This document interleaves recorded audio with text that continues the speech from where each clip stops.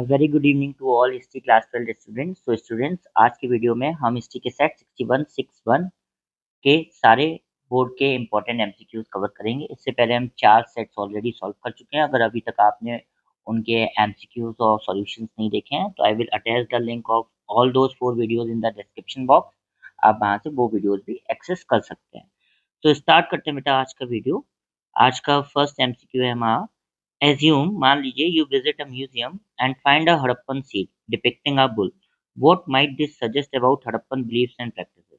मान लीजिए आप किसी म्यूजियम में गए, वहां पे आपको हड़प्पा की सील मिलती है जिसमें एक बुल की इमेज है।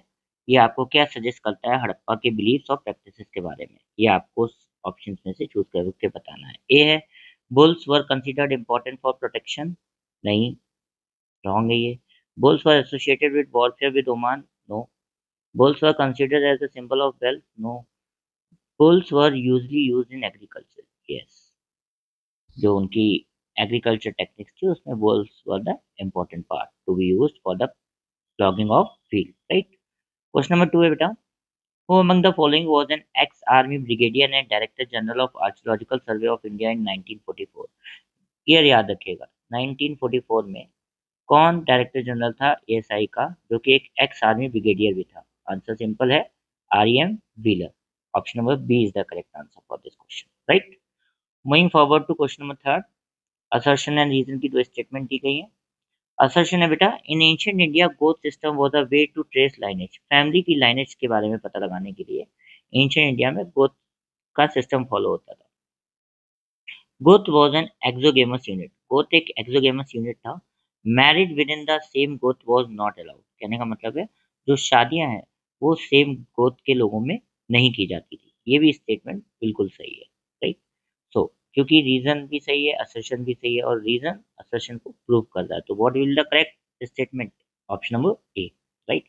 Both assertion and reason are correct and reason is the correct explanation for assertion, ठीक। क्वेश्चन नंबर 4 है बेटा, find the odd one out from the following regarding the Buddhist text. थोड़ा ट्रिकी क्वेश्चन था जो ये board ने पूछा था इस सेट में। आपको ऑड वन आउट पता करना है बुद्धिस्ट टेक्स्ट से रिलेटेड, ठीक है।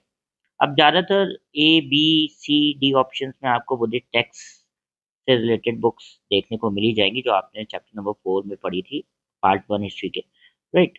बट अगर आप ऑप्शन नंबर डी में उत्तराध्याना सुत देखेंगे, ठीक है, ये थोड़ा आपको अजीब लगेगा, इसके बारे में आपने शायद बुक में नहीं पढ़ा हो, राइट। ये एक पार्टी है सुत पिटक का, ठीक है, सुत पिटक के अंदर आता है, मेन टेक्स्ट नहीं था ये, राइट। इसलिए जो ऑड वन आउट ऑप्शन होगा जो बोर्ड ने माना था that was option number D. बाकी दीपा वंशा, महावंशा, सुत पिटक, अभिधम पिटक, विनय पिटक, अशोक वंदना, जटकाज, इन सब के बारे में you have already red in the chapter, right.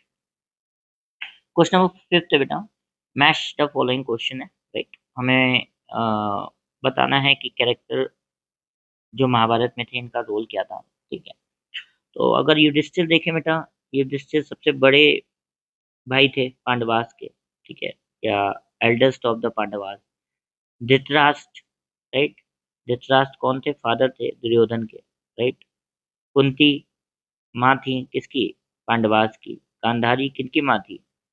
Kaurava की, राइट। ये याद रखिएगा, बहुत सिंपल है, ठीक है। इस हिसाब से कौन सा ऑप्शन अपना सही है? ऑप्शन नंबर सी, ठीक है, राइट। नेक्स्ट है बेटा, moving forward to question number 6। Identify the ruler of ancient India with the help of following information. Ruler का नाम बताना है, जो इन्फॉर्मेशन गिवन है उसे रीड आउट करके।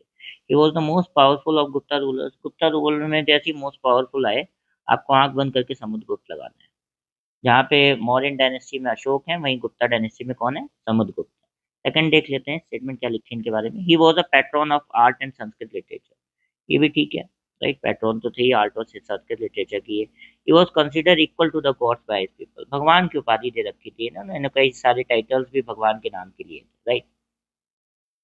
क्वेश्चन नंबर 7 है बेटा, in reference to the picture provided below where is the lion capital of Ashoka pillar located. ये जो नीचे है ये अशोक स्तंभ का एक इमेज है, राइट। तो पूछ रहे हैं ये अशोक पिलर कहाँ पे लोकेटेड है, लॉइन कैपिटल, राइट। ये बेटा लोकेटेड है अपना सारनाथ में। Option number B is the correct answer. Next question है, हालांकि विजुअली इम्पेयर्ड कैंडिडेट्स के लिए है, but because it is a question we will attempt it. Which of the following dynasty did king Ashoka belong to? अभी आपको बताया था most powerful rule माने जाते हैं अगर आपसे पूछा जाए मौर्य डायनेस्टी की। क्वेश्चन नंबर 8 है बेटा, why did Ibn Battuta find Indian agriculture very productive? Ibn Battuta को भारतीय खेती बहुत ज्यादा प्रोडक्टिव क्यों लगती थी? Right, what was the reason behind it? Lack of pests and insects? No. Skilled and experienced farmers? No. Year-round rainfall and soil quality? No. Fertile soil and irrigation system? That's why. D is the correct option. Due to which Ibn Battuta found Indian agriculture very productive. Right. Moving forward to question number 9 बेटा, Kabir emphasized निर्गुण भक्ति। कबीर ने निर्गुण भक्ति करने को कहा। निर्गुण भक्ति में कोई इमेज नहीं होती है, कोई एक मूर्ति नहीं होती है, मूर्ति पूजा नहीं की जाती है निर्गुण भक्ति में। Right, what does this concept imply about the Kabir spiritual beliefs? Kabir के स्पिरिचुअल बिलीफ्स में क्या ये ऑब्जेक्ट इम्प्लाई करता है? He believed in personal god with attributes? No, ये तो हो ही नहीं सकता है। ही emphasized the importance of rituals and ceremonies? नहीं। He advocated for a hierarchical relation between gods and humans? No. He believed in oneness of the god? Kabir कहते थे भगवान एक ही है। राइट, ऐसा नहीं है कि भगवान अलग अलग मूर्तियों में अलग अलग रूपों में है। God is one and it is for all. Right, this was the primary concept of nirguna bhakti according to Kabir. Question number 10 है बेटा, which of the following is the correct statement regarding Vijayanagar empire? Vijayanagar empire में से रिलेटेड इसमें से कौन सी statement सही है, ये बताना है। A, the Vijayanagar empire was founded by Harihar in 13th century. सिर्फ हरियर का नाम आया, जबकि हरियर एंड बुक्का दोनों ने मिलकर विजयनगर एम्पायर की स्थापना की थी। राइट, सो पहला स्टेटमेंट तो गलत है। Vijayanagar was the name of both city and empire. Yes, Vijayanagar empire का भी नाम है और एक शहर भी था। राइट, जैसे विजयनगर कहा जाता था। थर्ड है बेटा, the empire stretch between rivers Kaveri and Tungabhadra? No, wrong statement. Vijayanagar fell into ruin in the 15th century? सवाल ही नहीं उठता है। राइट, 17th सेंचुरी तक तो था ही ये एम्पायर। राइट, तो कहने का मतलब है only option number B is correct, so B is our correct option. Right, moving forward to question number 11 बेटा, यहाँ पे मैच द फॉलोइंग क्वेश्चन है। कम्युनिटी दी गई है मुगल एम्पायर की और उनका रोल हमें बताना है। ठीक है, मुजारियन। राइट, मुजारियन कौन होते थे? ये होते थे अपने पीजेंट्स। राइट, पटवारी, पटवारी का काम होता था बेटा अकाउंटेंट का। ठीक है, मजूर। राइट, मजूर का काम होता था बेटा मजूर, लेबर। राइट, श्रॉफ। ठीक है, बैंकर, सामने ही सामने। राइट, तो this is how we will match this community during Mughal empire और उनका रोल क्या होता था। राइट, ये अदर नेम्स थे मुगल एम्पायर के टाइम पे इन अकाउंट, पीजेंट्स, लेबरर्स और बैंकर्स। क्वेश्चन नंबर 12 है बेटा, which of the following is the most important contribution of Krishnadeva Raya? Krishnadeva Raya का सबसे इंपॉर्टेंट कॉन्ट्रीब्यूशन क्या था? राइट, ये बताना। He expanded the Vijayanagar empire? Yes, this is the correct, because he did not subdue the Mughal rulers, he did not keep the military control flexible, and he did not build the Thanjavur temple. Right. So A is the most important answer. Right. According to Krishdev Rai. I hope you got it. Next beta, question number 13. Who among the following was the mentor of Amir Khusro? Amir Khusro के mentor कौन थे? ठीक है, chapter number 6 से question है आपकी history से। Right, it's very simple, Sheikh Nizamuddin Auliya, option number B. He was the mentor of अमीर खुसरो। ठीक है, क्वेश्चन नंबर 14 है बेटा, arrange the following in the chronological order. यहाँ पे हमें क्रोनोलॉजिकल ऑर्डर में अरेंज करना है फॉलोइंग जो एक तरीके से फॉरेन ट्रेवलर्स हैं जिन्होंने इंडिया को विजिट किया है अलग अलग टाइम पीरियड में, तो हमें अरेंज करना है।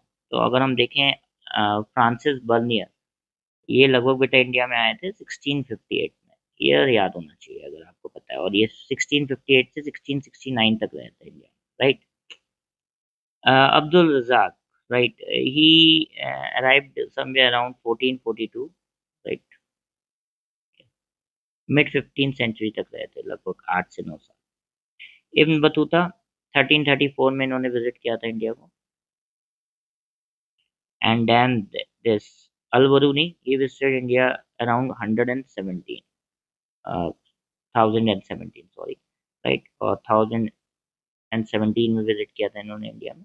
तो अगर हम ऐसे देखें तो पहले तो अल-बरूनी आए, फिर इब्न बतूता आए, फिर अब्दुल रज़ाक आए और फिर बर्नियर आए। तो सी ऑप्शन सही होगा। Fourth, third, second and one, बस उल्टा चलना है, जब बाकी कुछ नहीं करना है, राइट। अगर आपको सीक्वेंस भी याद है, ईयर्स नहीं याद है, तो भी कोई टेंशन नहीं है। अगर बुक का आपको सीक्वेंस पता है कि आपने सबसे पहले किसके बारे में पढ़ा है, उसके बाद किसके बारे में पढ़ा है, then you will be able to trace it, right. Question number 15 है बेटा, फिल इन द ब्लैंक्स हैं। The dash was established by the British government in 1875 to investigate the economic distress and the role of East India Company in Bombay and Deccan। Simple है। जहाँ पे भी डेक्कन की बात, actually हमें question में ही answer बता दिया गया है, ठीक है। ये बात कर रहे हैं डेक्कन राइट्स कमीशन की, ठीक है। जो भी प्रॉब्लम आई थी उसको जज करने के लिए ये कमीशन बनाई गई थी, राइट। क्वेश्चन नंबर 16 है बेटा, which of the following was not the provision of the limitation law pass bye the British in 1859। British ने जो लिमिटेशन लॉ पास किया था 1859 में, उसमें से कौन सा स्टेटमेंट उसका प्रोविजन नहीं है, ये बताना है। A, the loan bonds sign between the money lenders and ryots would have validity for 3 years। ये तो था, ये तो बिल्कुल सही है, राइट। सेकंड है बेटा, the law was to check the accumulation of interest over time. ये भी सही है। थर्ड है, the money lenders and ryots used to renew the bonds after every 3 years। This statement is also correct, right. D, ryots were given permanent stakes in land as interlopers. No, ये provision नहीं था। D is the correct option, right. Question 17 है बेटा, why was the British कीन to annex the territory of Awadh. British को अवध की territory में इतना इंटरेस्ट क्यों था, ये हमें बताना है। To suppress the nationalist movement in Awadh. No.